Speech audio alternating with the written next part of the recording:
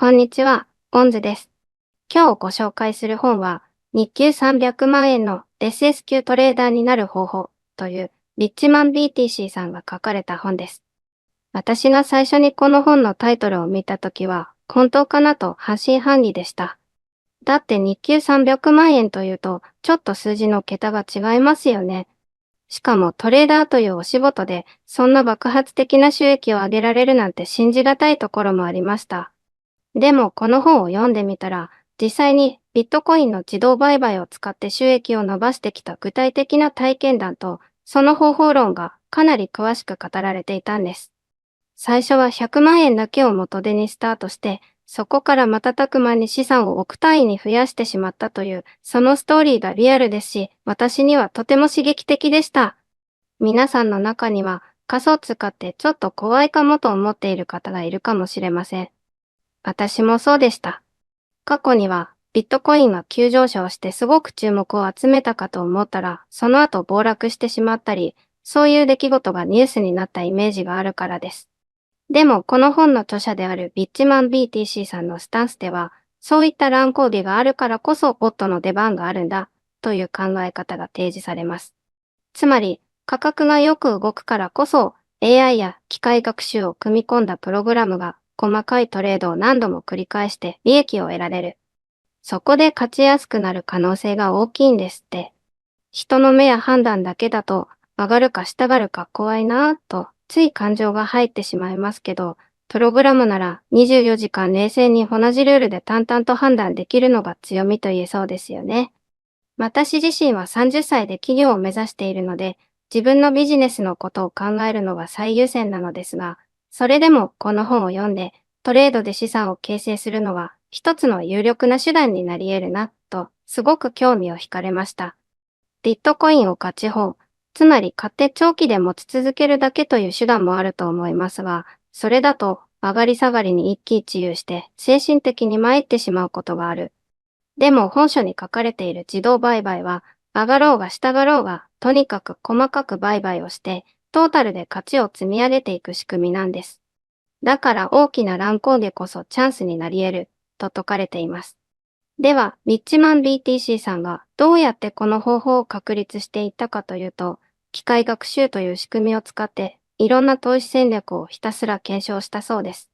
過去のビットコインの値動きデータを数ヶ月分とか数年分とかかき集めて、そこにもしこの指標がこうなったら買い、こうなったら売りといったルールをあれこれ試してみる。その結果、バックテストという仮想的な取引の検証で資産が右肩上がりになるルールだけを抽出して、それをプログラム化して本物の取引所 API に接続する形で運用しているんですね。こういう話だけ聞くと、そりゃまあすごいけど、やるのは大変なんじゃないと思われるかもしれませんが、本書では、プログラミング経験が浅い方でも、どういったステップで学べばいいかとか、どのライブラリを使えばいいのかといったポイントが丁寧に紹介されています。また、トレードの経験がない方のためにも、最初は少額で試して、リスクを最小化しながら慣れていく方法がおすすめだよと書かれています。特に私が面白いと思ったのは、完成したストラテジーを動かして最初に利益が出た瞬間の気持ちは意外と冷静だったみたいな著者さんの体験談です。ずっと研究をしてきた人間だからこそ、やっとここまで来たんだなと思って落ち着いた気持ちになるんですって。それでもやっぱり最初は100万円しかなかった資金が何ヶ月かで何倍にも膨れ上がっていく過程はドラマチックですよね。思わずそれ、本当って私だったら聞き返してしまいそうです。でも利益をコツコツ積み上げながら、そこからさらに投価値できる取引所に切り替えたり、ストラテジーを磨いたりしていく中で、たった半年か1年ちょっとで億超えという数字を出してしまう。それくらい仮想通貨にはまだ大きなチャンスが転がっているんだと、本書の中では力強く語られています。もちろんこれは誰でもすぐに稼げるという意味じゃなくて、相当な熱量や努力は必要そうですよ。かれこれ試す中で成果が出るまで1ヶ月半ほぼ寝ないでプログラム回し続けたみたいなお話もありますので、やはり大変な道のりでもあります。リッチマン BTC さんの本で良かったのはトラブルや苦労話もちゃんと載っているところですね。例えば、ある月に大きな利益を上げた後で大量の税金を支払わなくてはいけなくなったこととか、口座が突然凍結されてしまってお金がしばらく出し入れできなくなったエピソードが登場します。そんなことがあるのと思いますが、高額のやり取りをしていると取引所としても怪しいお金ではないかとチェックしたり、何らかの不備があると凍結されてしまったりするわけです。大金を稼ぐには、大金ならではのリスクや手続き面での注意が必要なんだと、この本を読んで実感しました。また、仮想通貨の税金は総合課税で高額になることも有名ですよね。本書にもそのあたりの仕組みがちゃんと書かれていて、きっちりと納税はしなきゃダメですというメッセージがあって、なんだか誠実だなと感じました。せっかく稼いだのに雑な対応をしてしまうと本当に大変なことになりますし、結局のところ稼ぎ続けるにはトラブルを回避しないといけない。そういう億単位を動かす世界ならではの苦労も参考になりました。それからこの本の終盤では、著者さんがなぜそこまで稼ぐのかという話が展開されていて、その大きな目的として、日本を元気にしたいみたいな夢や野心が書かれています。私はそこがちょっと面白かったんです。単にお金持ちになって贅沢するだけではなくて、理工系の人やプログラミングが得意な人がもっと活躍できる社会になってほしいとか、自由な個人が大きな資産を持ってイノベーションを起こしてほしいとか、そういうビジョンをかなり真面目に語っているんですよ。仮想通貨の取引って怪しいイメージを持たれがちですが、そういった大義名分を伴うとまた見え方が違ってきますよね。もちろん人によっては、ちょっと現実離れしすぎだよと思うかもしれませんが、どちらにしてもスケールの大きな発想には刺激を受けるはずです。ここで私なりにわかりやすくポイントを整理するとしたら、こんなところでしょうか。1、自動売買のボットを作るには、ビットコインのようにボラティリティが大きいものが適している。2、機械学習を活用して、勝てるパターンを見つける作業が最も重要。そこに一番時間をかける必要もある。3、プログラムは初心者でもネットやこの本にあるようなテンプレを使って少しずつ真似れば作れる。最初からめちゃくちゃ難しいものを作らなくても、まず小さな成功体験を積むのがいい。4、実際に運用がうまくいくようになると、金額の増え方がとんでもなく大きくなる可能性がある。5、それと同時に税金や取引所の凍結リスクなどの対策が不可欠。こうした流れを本書が1から10まで順番に案内してくれるわけです。